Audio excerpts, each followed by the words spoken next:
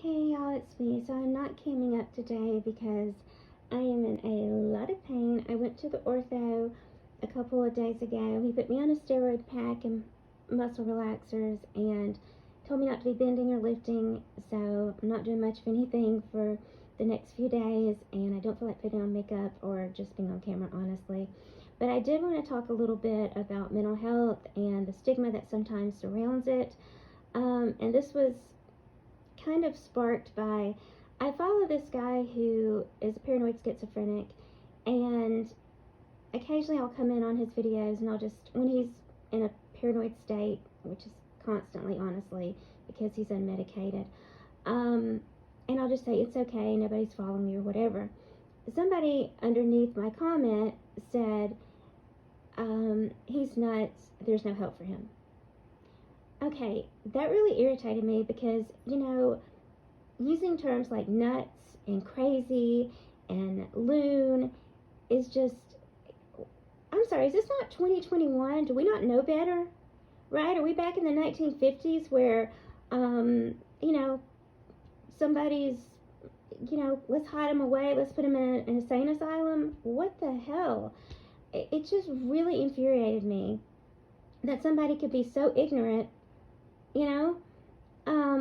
And I will say that I do think most people, especially like our young people, millennials and Gen Zs, I think they know and they want the focus to be, they want mental health reform and they're very, they talk about their mental health issues, which I think is good. And we've come a long way in destigmatizing mental illness. There's no question. And I think stigma was a word that I think maybe in the 60s is when it kind of became, psychologists and sociologists started realizing that, people were kind of singled out, right, and stereotyped for, you know, for whatever reason, right? And they realized that this was bad. And it was John F. Kennedy who, it was the Community Mental Health Act, I think it was 1963, that he signed it into law, right?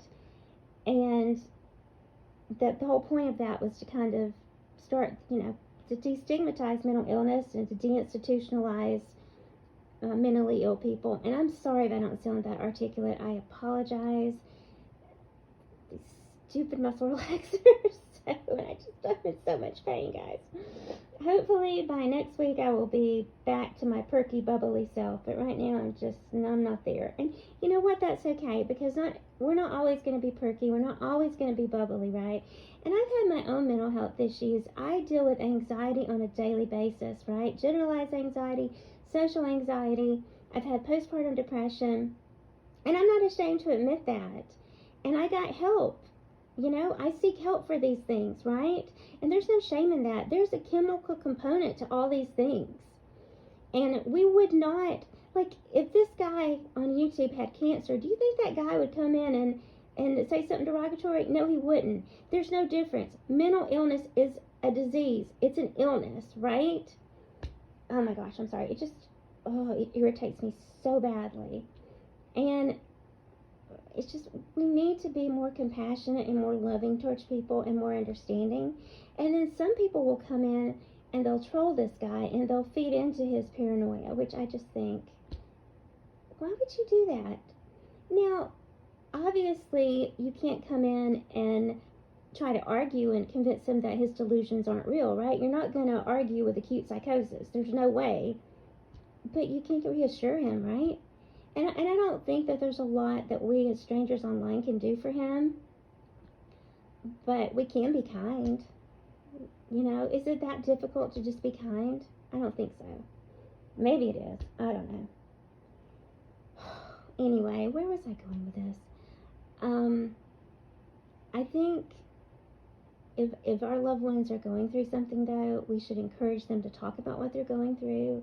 We should encourage them to get help and let them know that there's no shame in getting help, right? There's no shame in taking medication if you need it. So, anyway, that's just kind of my rant for the day. I don't even know if I mentioned this, or I may have, and maybe repeating myself, but I grew up in a home where it was okay to talk about stuff, right? It was okay to be inquisitive. And both my parents are very empathetic. They're creative people. They're bright people. And I was very fortunate to I love my parents. So, anyway, that's it. I guess I'm done for now, and hopefully the next time I make a video, I will cam up, as they say. Is that the lingo? Cam up. And until next time, y'all be safe. For those of you in America, which is basically the two of you that watch, happy 4th of July. And I'm praying for the people in the condo collapse, the families. That whole situation is just so heartbreaking and so devastating. So, anyway, take care, y'all. Be safe.